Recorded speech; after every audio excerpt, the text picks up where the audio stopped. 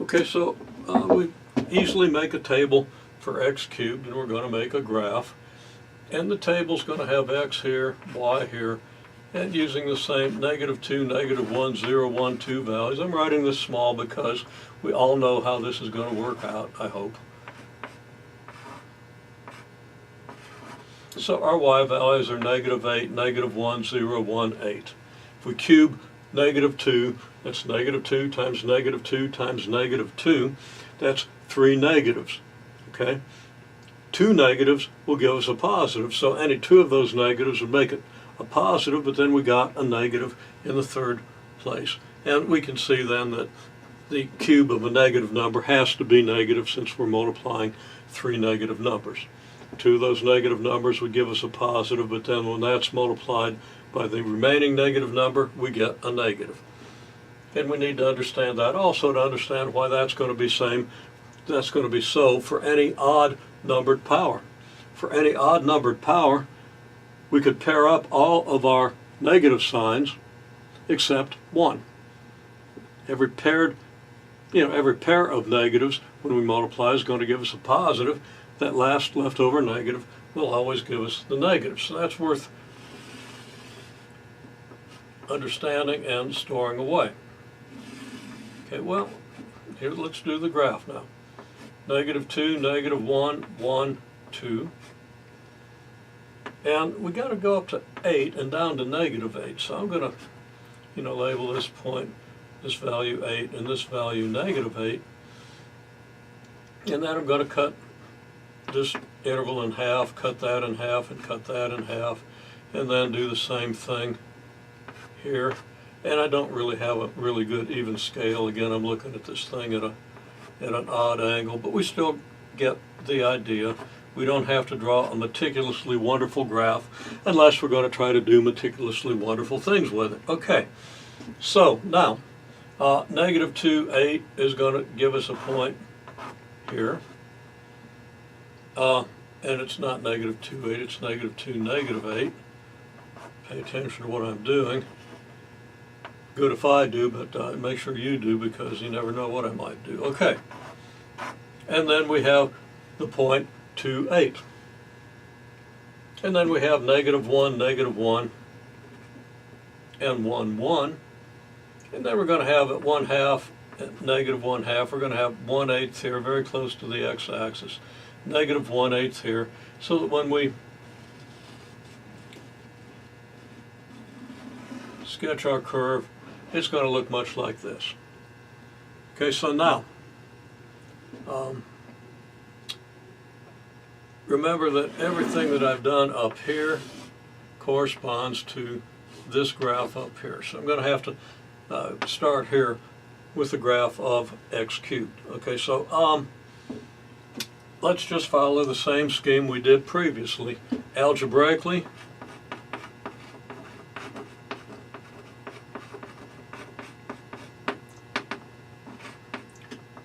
f of 2 equals 8, f of -2 equals -8, without writing out the details. We know that we're going to cube 2, that's going to give us 8. We're going to cube -2, and we really have to be used to the fact that gives us -8. And we need to understand why. Okay? So, I conclude that f of 2 is not equal to f of -2 because f of 2 is positive and f of -2 is negative. But I can come over to this column where I'm considering f of 2 equal to the negative f of -2, and I can say that, f of 2 equals negative f of -2. F of 2 is 8. F of -2 is -8, so negative f of -2 is 8.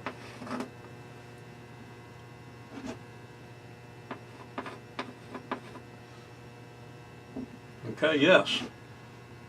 F of 2 equals negative f of -2.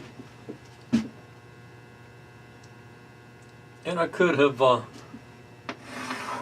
filled in up here. Since I found that f of 2 is f of -2, I could say to this question, no. F of 2 equals 4. Negative f of negative 2 equals negative 4. So that f of 2 is not equal to negative f of negative 2.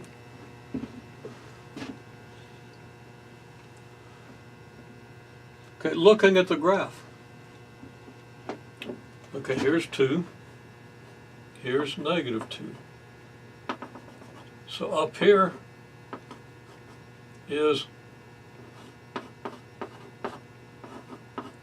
f of 2, and down here is f of negative 2. Well, f of 2 could be represented by an arrow from the x-axis up to this point, f of negative 2 by an arrow from the x-axis down to this point.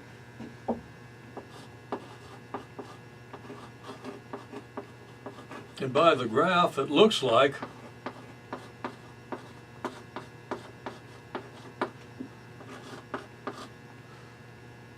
f of 2 and f of negative 2 are opposites. F of 2 is as far above the x-axis as f of negative 2 is below the x-axis. And then again, we can go by the graph. If we take a value of x, let's say out here somewhere, and a value of negative x, equal distance on the other side of the axis, if we project up for this value of x, it looks like here's f of x. And if we project down, it looks like here's f of negative x. So here's x, here's negative x. F of x is the y-coordinate here. And f of negative x, don't have a good place to label this, f of negative x would correspond to this y value. I don't have room to draw an up arrow and a down arrow, but it looks like this is as far above the x-axis as this is below the x-axis. So I'm going to say by the graph,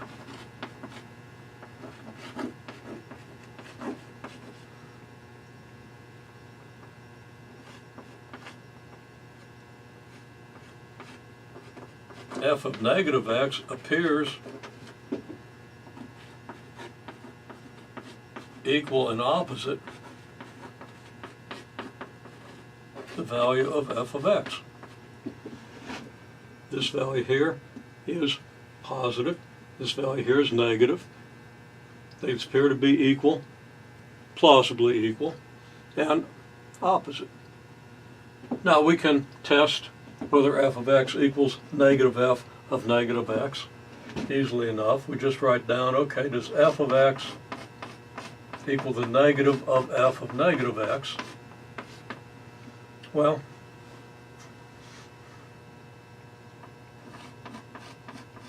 f of x is x cubed. F of negative x is negative x cubed, which is the negative of x cubed. So, f of x equals the negative of f of negative x, because, first of all, f of negative x is negative x cubed, so the negative of f of x would be the negative of negative x cubed. That would be equal to x cubed. F of x is equal to x cubed, and negative f of negative x, since f of negative x is negative x cubed, is also x cubed. So, we establish this, and also we note that